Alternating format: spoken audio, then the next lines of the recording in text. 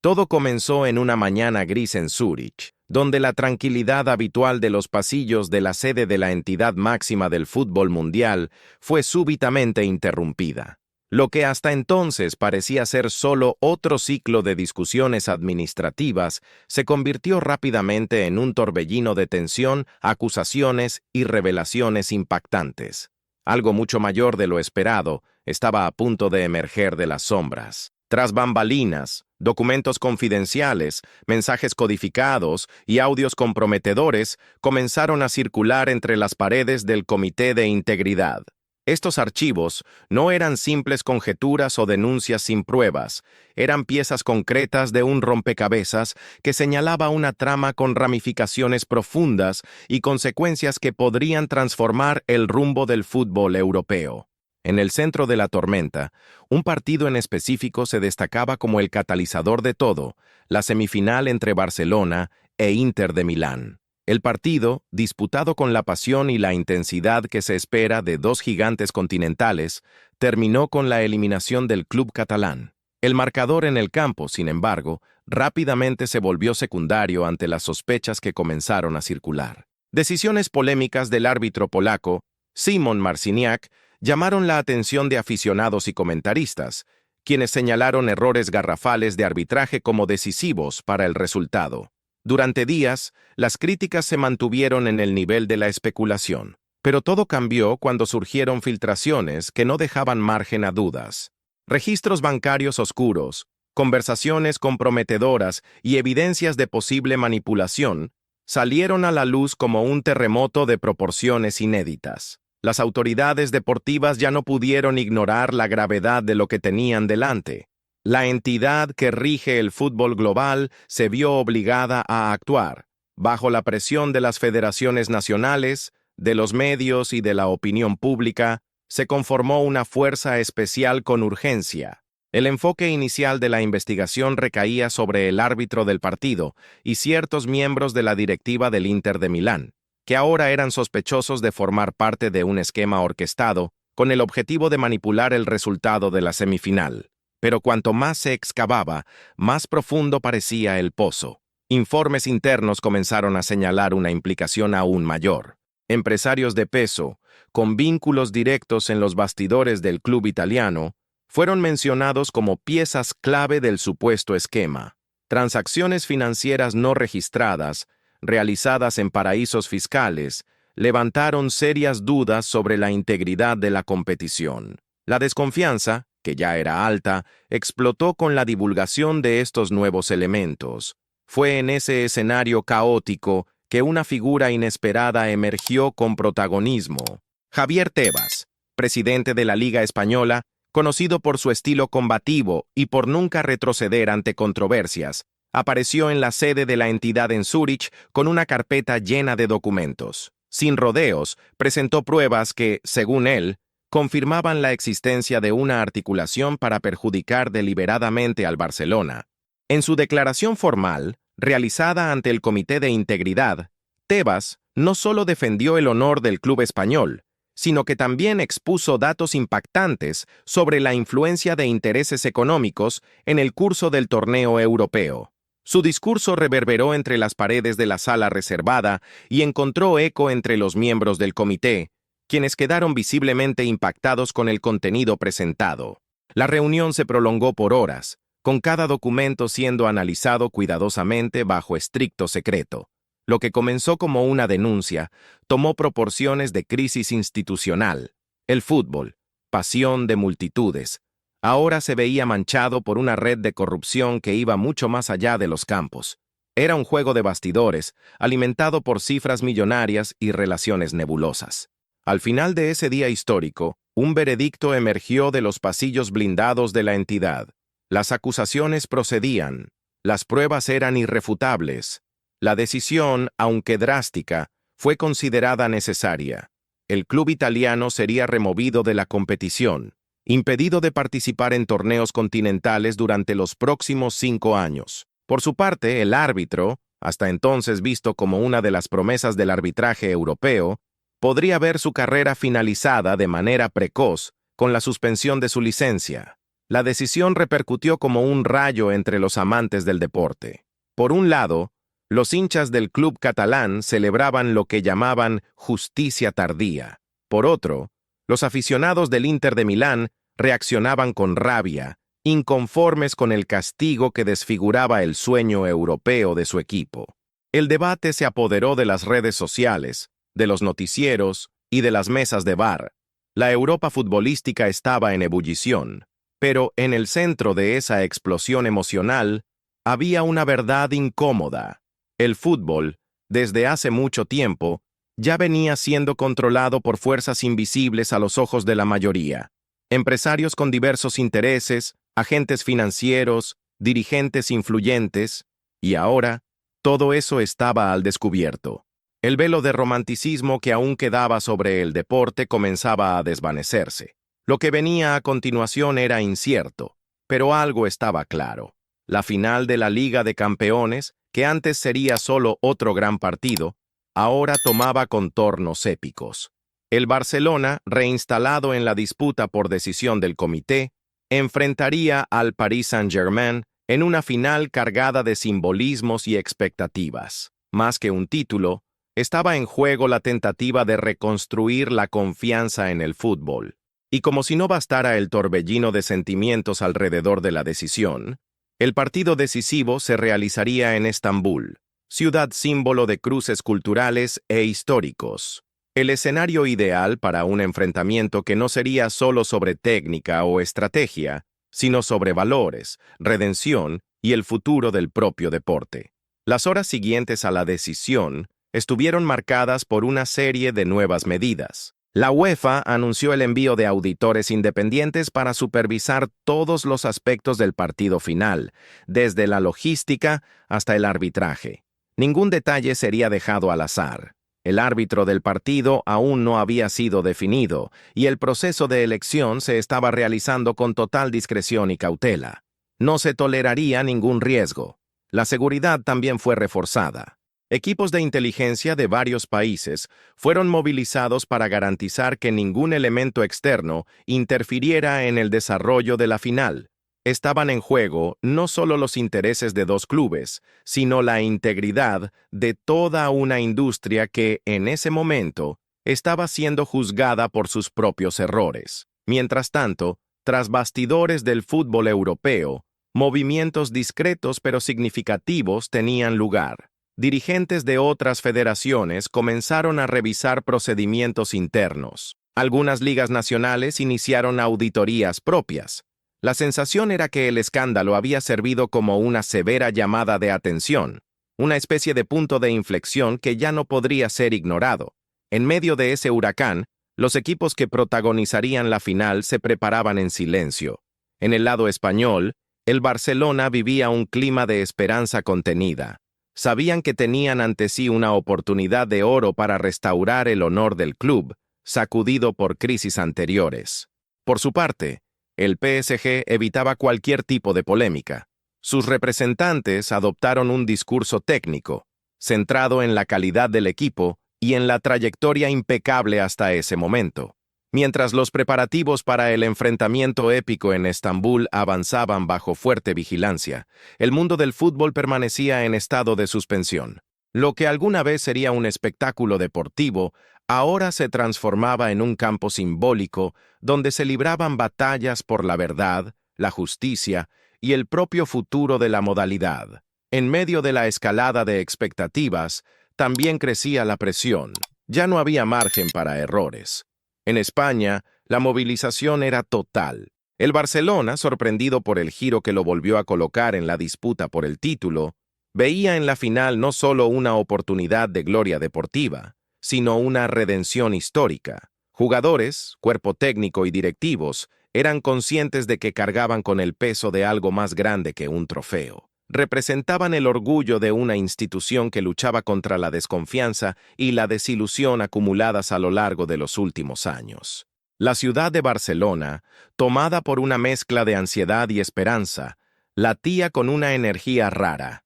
Los bares transmitían imágenes de los entrenamientos con la misma intensidad con la que se viviría una final. Las canciones volvían a ser entonadas en las calles. Los niños vestían con orgullo las camisetas azulgranas. Era como si el pueblo catalán, a través del fútbol, buscara reafirmar su identidad en medio del caos. Al otro lado de los Pirineos, en París, el ambiente era diferente, más contenido. El Paris Saint-Germain se mantenía firme en su estrategia de silencio y foco absoluto, acostumbrado a ser cuestionado por sus orígenes multimillonarios y por una trayectoria marcada por contrataciones estelares e inversiones colosales. El club veía en esa final una oportunidad para redefinir su narrativa. Ya no se trataba solo de dinero. Era demostrar que podían ser gigantes dentro del campo contra cualquier adversidad, incluso el colapso ético del fútbol europeo.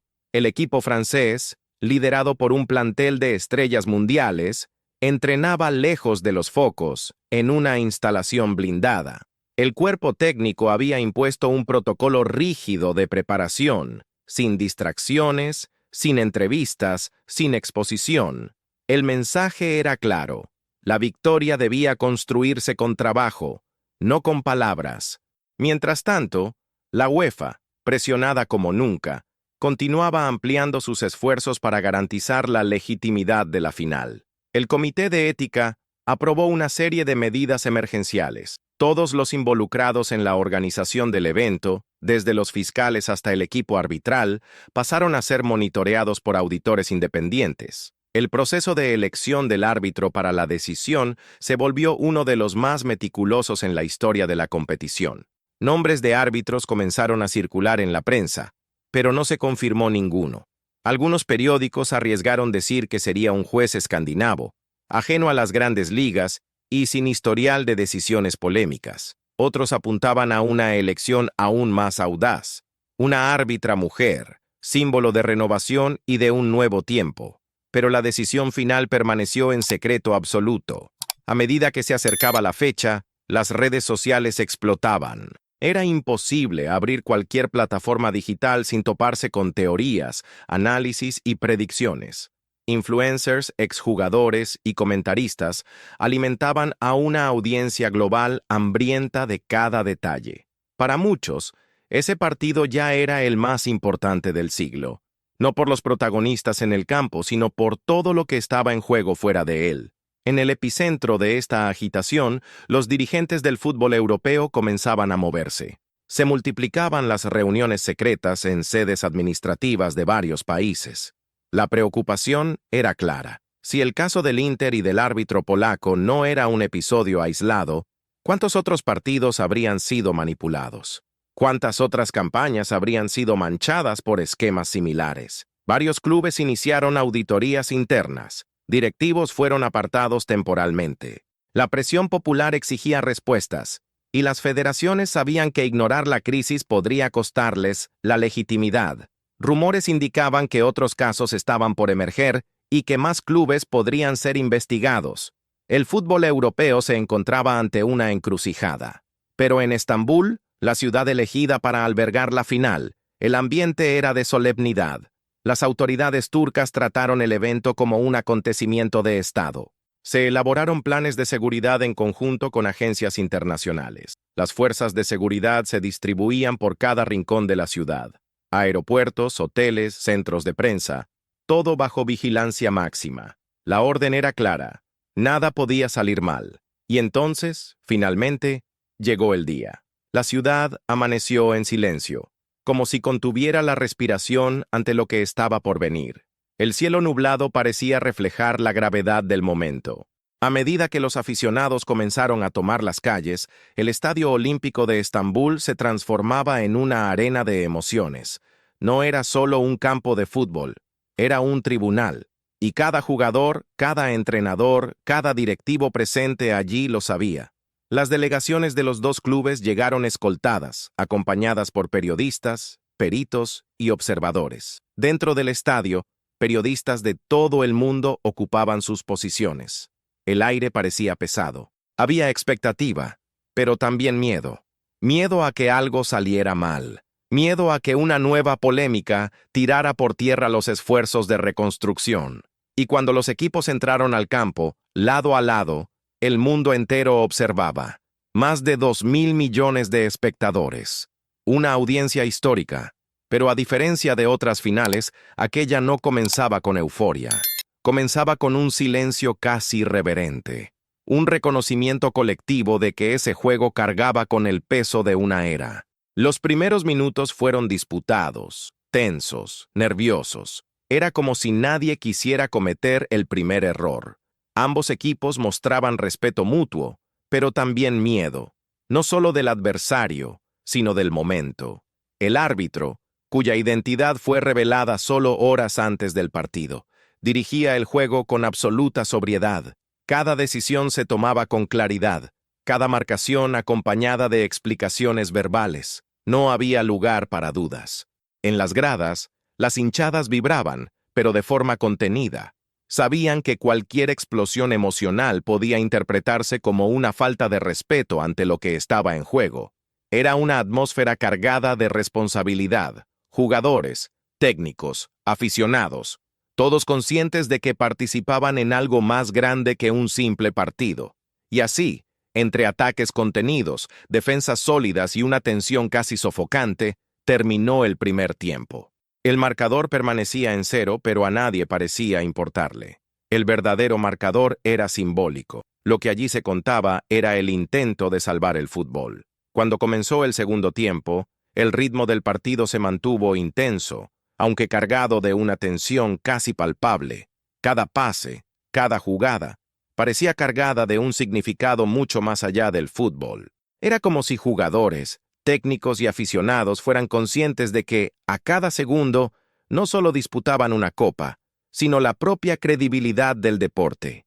El Barcelona, que había salido al campo con una postura más cautelosa, empezó a mostrar señales de mayor audacia. La presión ofensiva crecía, pero se encontraba frente a una defensa del Paris Saint-Germain extremadamente sólida, organizada y eficiente. El técnico francés, estratega hábil, supo ajustar al equipo para neutralizar las principales armas del rival, forzando el juego hacia un escenario de desgaste. Fue a los 67 minutos cuando ocurrió el momento decisivo.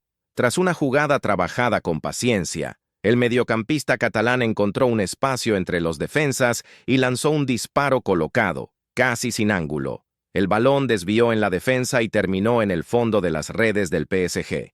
La explosión de emoción en las gradas fue contenida por unos segundos, en respeto al clima del evento, pero la alegría de los jugadores y del cuerpo técnico era incontenible. A pesar de la ventaja, el Barcelona no se relajó. Sabía que aún quedaba mucha lucha por delante. El PSG, lejos de abatirse, aumentó la presión. Jugadores como Mbappé y Neymar buscaron el empate con insistencia, creando claras ocasiones, pero la defensa catalana, inspirada, logró contener el ímpetu adversario. El árbitro, por su parte, seguía riguroso, asegurando que el juego transcurriera dentro de las reglas, sin permitir que el nerviosismo se apoderara. En los últimos minutos, con la tensión ya en su punto máximo, el Paris Saint-Germain tuvo un penal a su favor, tras una falta clara dentro del área. El estadio contuvo la respiración mientras el encargado de la ejecución se preparaba. El disparo fue fuerte, pero el portero del Barcelona hizo una parada espectacular, asegurando la ventaja y encendiendo aún más la atmósfera. El pitido final sonó como un grito de liberación para muchos. El Barcelona había conquistado la final de la Liga de Campeones bajo circunstancias nunca antes vistas. La Copa, que parecía estar amenazada por escándalos y sospechas, ahora parecía un símbolo de resistencia y justicia. Sin embargo, la celebración fue breve. Afuera del estadio, el ambiente ya se mostraba volátil. Manifestantes contrarios a la decisión de la FIFA y de la UEFA, especialmente aquellos ligados al Inter de Milán, protestaban contra lo que llamaban una intervención política en el fútbol. Periodistas de investigación redoblaban sus esfuerzos, sugiriendo que otros clubes podrían estar involucrados en tramas similares. Mientras tanto, la FIFA anunciaba que abriría una nueva investigación para profundizar las pesquisas, involucrando ahora no solo al Inter, sino a una serie de otras instituciones y dirigentes sospechosos. La crisis que sacudió la Liga de Campeones se transformaba así en una oportunidad para limpiar el deporte de irregularidades arraigadas. En el panorama general, algunos expertos comenzaron a defender la creación de un organismo independiente para supervisar el arbitraje en todos los niveles del fútbol mundial, argumentando que solo una reforma profunda podría garantizar transparencia y justicia de manera definitiva. Entre los aficionados, la polarización se acentuó. Los seguidores del Barcelona celebraban la victoria de la verdad, mientras que los del Inter y otros clubes acusaban a las entidades deportivas de parcialidad. En muchos foros, discusiones acaloradas cuestionaban hasta qué punto el fútbol podía considerarse un deporte limpio. La UEFA, por su parte, reafirmaba su compromiso con la integridad del torneo y prometía cambios estructurales para evitar que episodios como ese vuelvan a ocurrir. El PSG, en medio de todo eso, trataba de mantener el enfoque deportivo, preparándose para la próxima temporada con la convicción de que su trayectoria no sería definida solo por los títulos, sino por la postura en tiempos difíciles. El desenlace de esta saga quedó marcado no solo por el vencedor dentro del campo, sino por el impacto duradero que el caso tuvo en la industria deportiva. Jugadores, técnicos, dirigentes y aficionados se vieron obligados a enfrentar la realidad del fútbol moderno, un escenario complejo, permeado por intereses financieros, políticos y éticos que exige vigilancia constante. Y así, la final entre Barcelona y Paris Saint-Germain pasó a la historia como algo más que un juego. Se convirtió en un símbolo de resistencia, una alerta sobre los peligros que rondan el deporte y una esperanza para quienes creen que el fútbol puede y debe ser más justo. El futuro del fútbol europeo, entonces, permanece abierto. Corresponde a todos los involucrados, desde las gradas hasta los altos mandos, garantizar que episodios como este sirvan de lección para construir un deporte más transparente, limpio y digno de la pasión de millones en todo el mundo.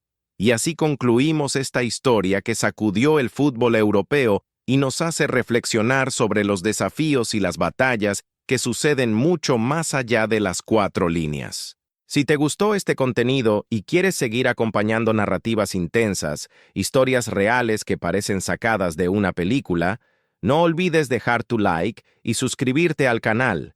Tu participación es fundamental para que podamos traer siempre lo mejor para ti. Hasta la próxima.